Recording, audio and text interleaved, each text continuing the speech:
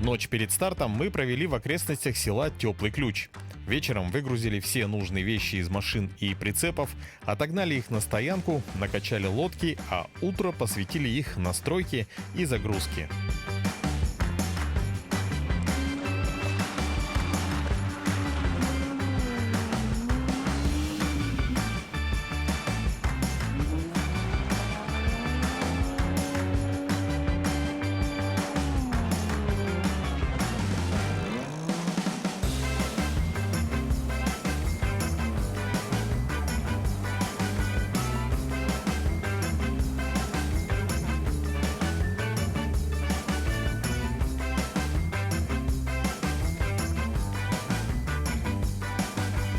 Сейчас уже практически обед.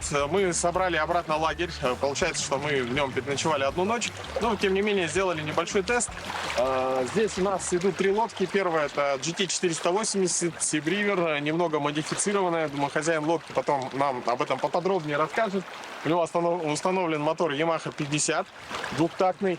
Здесь моя лодка Sherpa 500 с мотором. Там колпак от 60-го, но на самом деле там внутри литровый полтинник Mercury.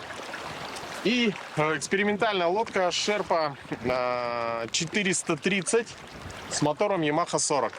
То есть тут у нас получается 2 лодки, которые в качестве эксперимента будут потом доведены, да, все плюсы и минусы производителям, и они будут решать уже, как модифицировать свои продукты, да, то есть свои лодки. Ну, то есть достаточно полезная у нас будет поездка во всех отношениях. Сегодняшний план у нас добраться к вечеру еще до одного места, установить там лагерь. По пути мы будем смотреть на красоты Тампонского района, ну и, конечно, рассказывать, делиться с вами нашими ощущениями и приключениями. Загрузка лодок по традиции у нас была достаточно высокая. Учитывая продолжительность поездки и, возможно, низкие температурные режимы погоды, вещей у нас было под завязку. Как вы можете видеть, моя лодка была забита доверху, учитывая то, что эта модель имеет очень объемный кокпит и вещей туда можно положить предостаточно. Несмотря на это, ближе к трансу мы оставили достаточно места, чтобы разместиться вдвоем. Хотелось бы поподробнее остановиться на моторе. Это литровый Mercury на 50 лошадиных сил с длинным румпелем.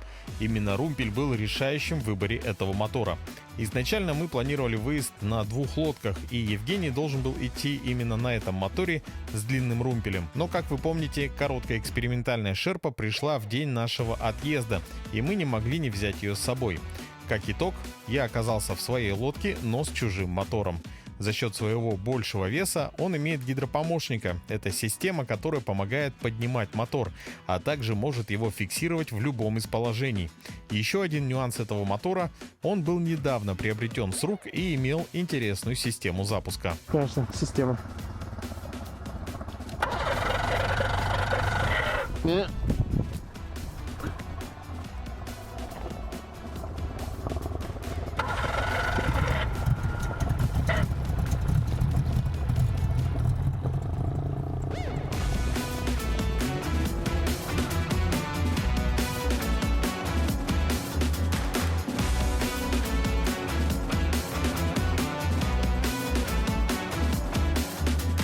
В общем и целом, по тяговитости мотор мне понравился, но незнакомая мне система гидропомощника еще даст о себе знать. Но обо всем по порядку.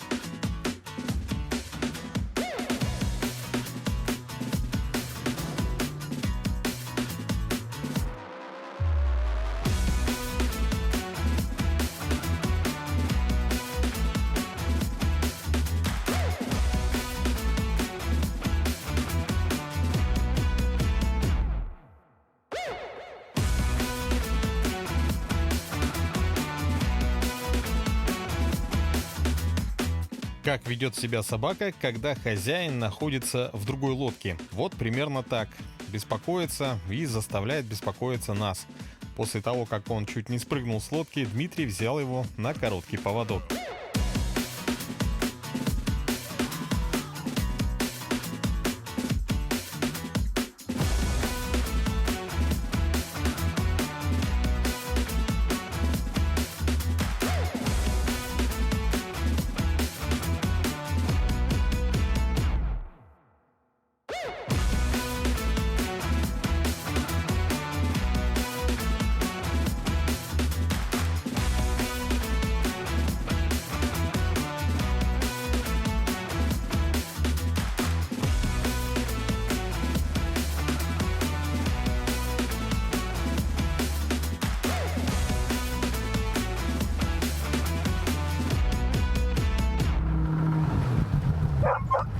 Тихо. Он вообще беспокойный. Здесь я не ной, не ной. Сиди, все, сиди, Трик. Вообще... Отвязываем, да? А? Отвязать? Не надо. Сейчас, дальше. Он вообще чуть 2 раза с носа не сидит. Тихо, сиди, сиди. Так, он сиди, тут ходит.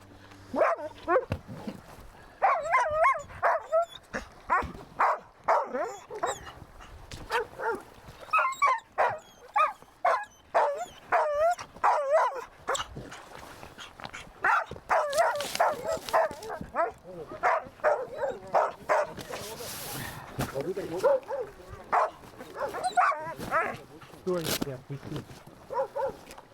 Да, стой. Отпускать будешь?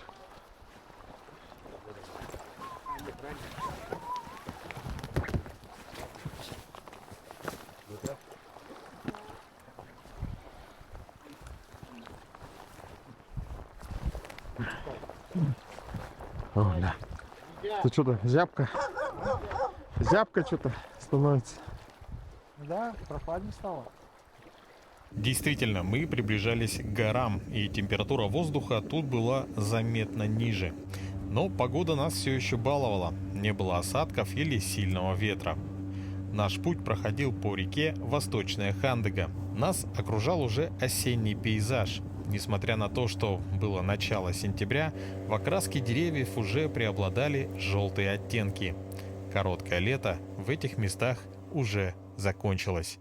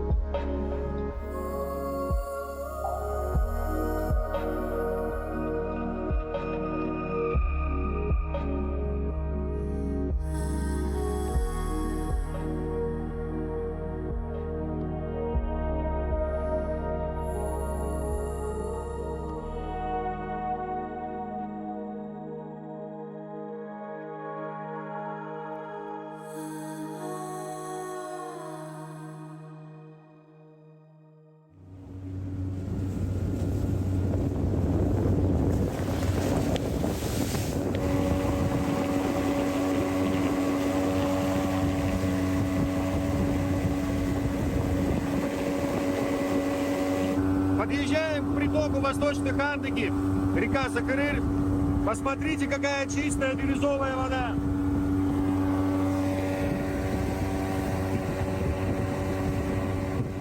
Если до этого момента наша поездка придерживалась какого-либо плана, то здесь, по моей вине, от плана мы немного отошли. Друзья, ну мы, в общем, не совсем доехали до точки назначения. Прошли полпути. Хотели поснимать на дрон. И так уж получилось, что дрон у меня работает с телефоном, в котором симка МТС. МТС в теплом ключе не ловит. И я почему-то взял и как-то очень быстро, когда вытаскивали вещи, оставил его в машине. Вот, поэтому сейчас ситуация такая, что, скорее всего, мы, возможно, здесь переночуем, в этой местности. Это такая вот избушка. Вот, ну и Евгений поехал обратно в теплый ключ, чтобы из машины достать телефон. Вот, я, конечно, переживаю, чувствую себя таким, виноватым за вот такую небольшую задержку. Но в целом у нас по топливу вроде как есть запас и по времени тоже. Поэтому ничего страшного. Сейчас готовим ужин и ждем Евгения.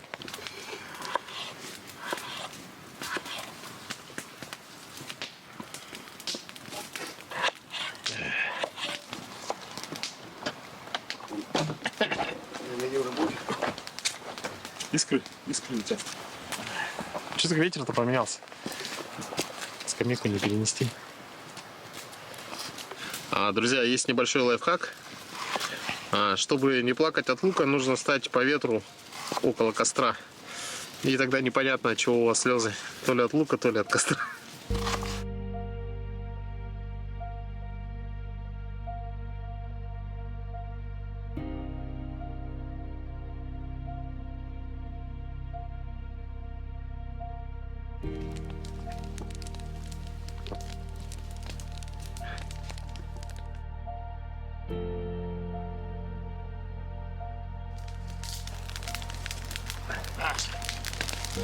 Друзья, вы не туда смотрите.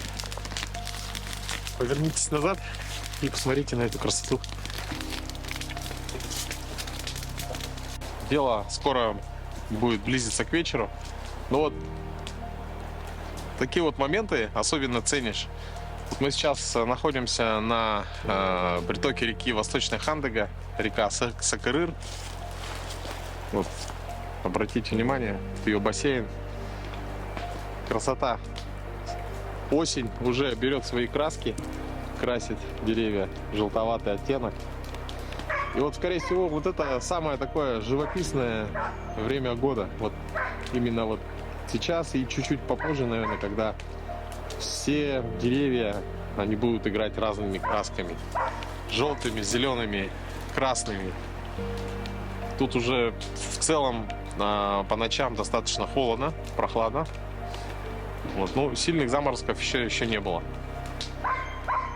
Вода кристально чистая. То есть в Восточной Хандыге, если была такая немножко с песком, такая мутноватая немного вода, то мы, допустим, поднимались когда сюда, когда зашли в этот приток, просто чистейшая лазурная вода, лазурного цвета. И глубина непонятно, сколько глубина под тобой. То есть кажется, что мелко, но на самом деле, скорее всего, там где-то около 4, может быть, даже 5 метров.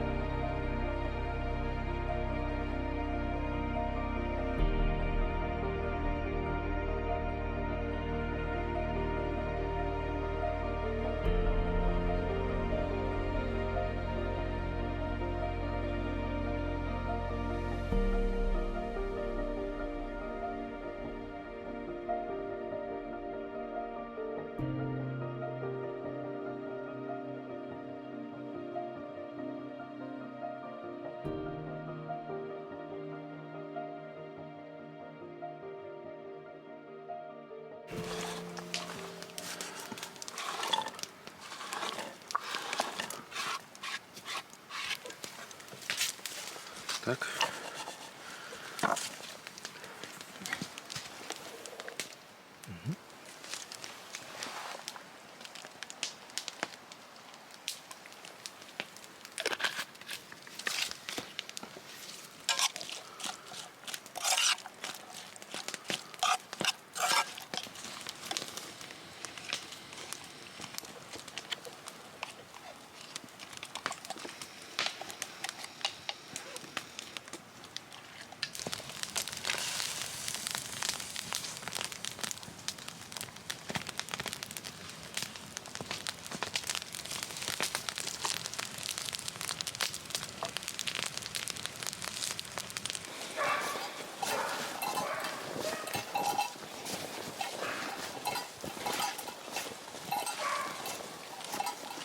Это какого он роста? Ну, сами думайте. Ничего себе. Ну, кора же сама не отвалится. Ну, это он... Даже не кора, это. А что он... Ну, он чё- Он хребтину Там чесал. осторожно заморать. А, чесал хребтину об это дерево? Да, он хребтину об дерево. Причем не один раз, а Ну, несколько раз. У них, Ничего себе. у них же есть одно дерево, куда они постоянно приходят чесаться. И вот тут он чесал свой хребет. Вот. Шерсть. А, видно, да? Да, есть. А, значит, приходил. Ну, уже, видимо, редко приходит. Может, другой приходит. Потому- Не, ну у того же шерсть могла остаться. А вон, видно, вот черный волос. Вот. Как у пса. Тоже? Не, я не видел. Ну-ка, Петя, Санька. Уровень. У тебя рост 1,80 м, да? Да, ну, 172. Ну, выше, хребет выше тебя. Махина такая, да?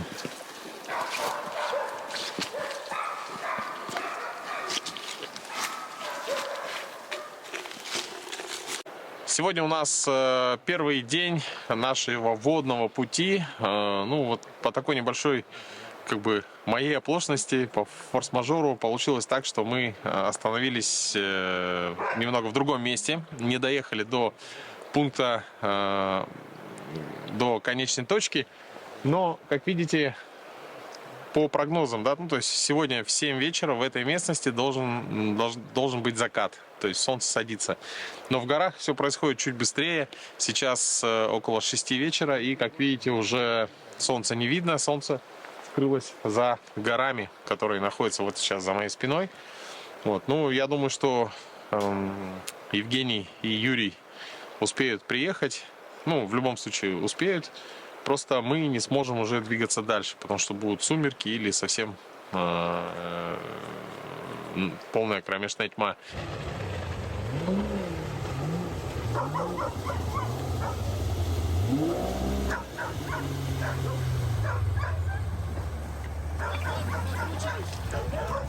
Получается, что не делается, то к лучшему, да?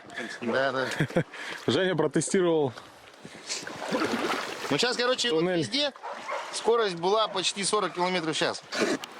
То есть вот на этой лодке изменяется уровень туннеля. То есть можно сделать выше, можно ниже, да? Да. Ты его И при пониже этом сделал? еще я доехал, тут сейчас еще литра 2 осталось в баке. На 40 20... километров я проехал на 22 литрах. Испытано на себе. Утро началось с кофе. Ну а раз привезли телефон, то можно и насладиться красотой осеннего леса и восточной Хандыги с высоты птичьего полета.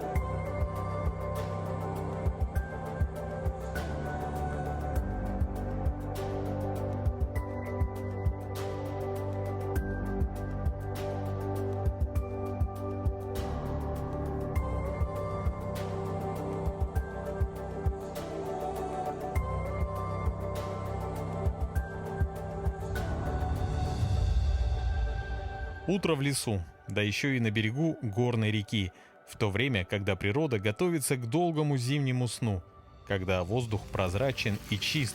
Это незабываемые ощущения.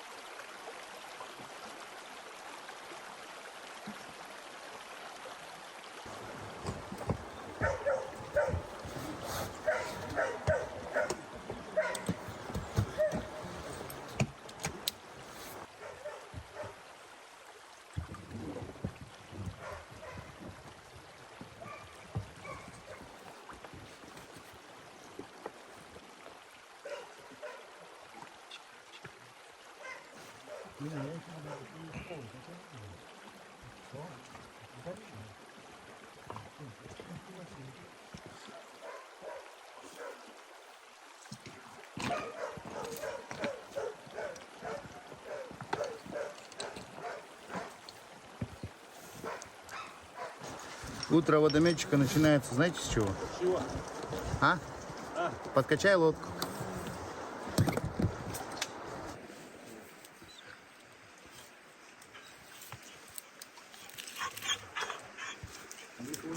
Рик.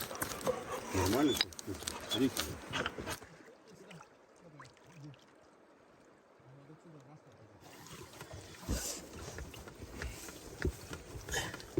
Скажешь, куда пойдет? Пошло.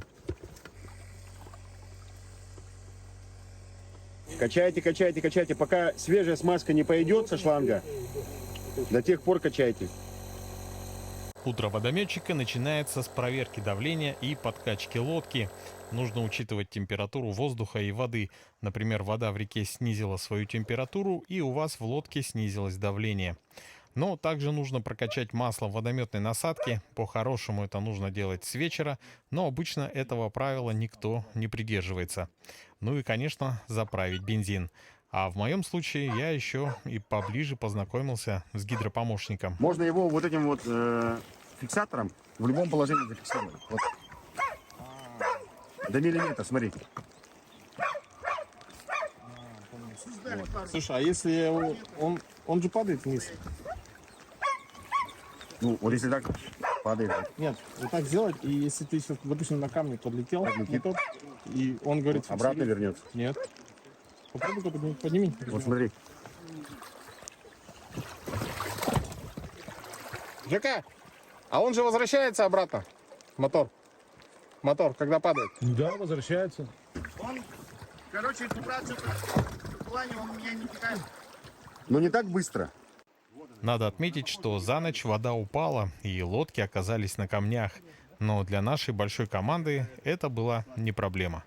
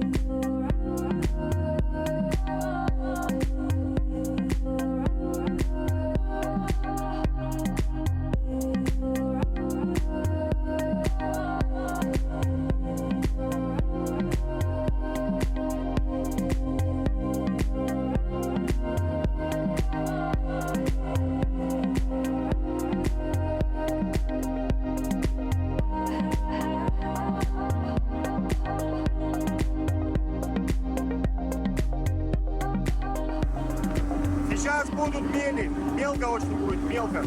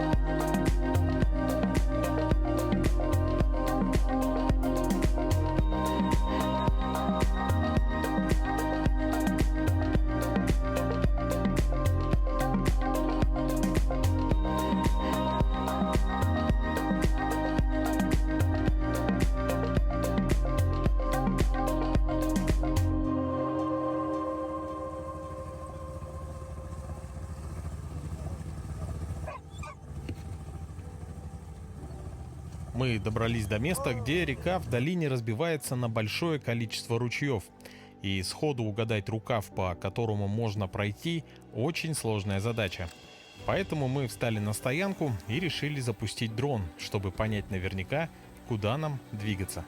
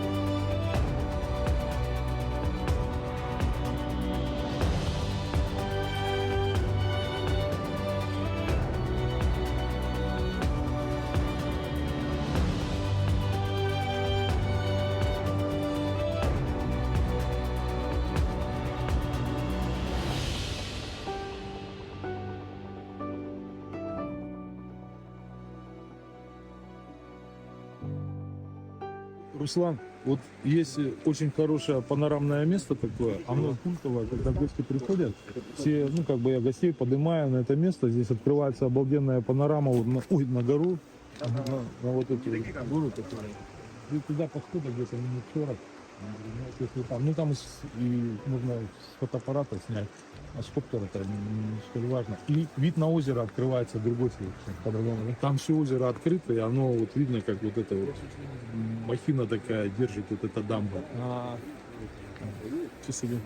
Вот 21 год, вот долина вся Буор-Хаары и долина Кемюса выгорела. Буквально не дошло до озера около километра.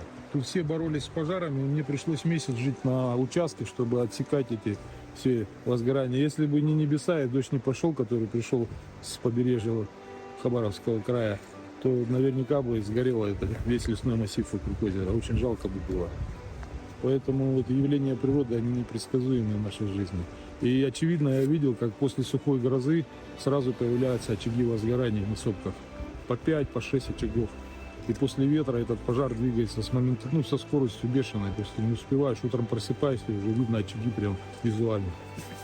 Озеро, которое упомянул Юрий, является горным и называется Джампакюль. Это действительно очень красивое место, и у нас будет возможность познакомиться с ним поближе в одной из следующих частей, посвященных нашей поездке в Восточную Хандагу.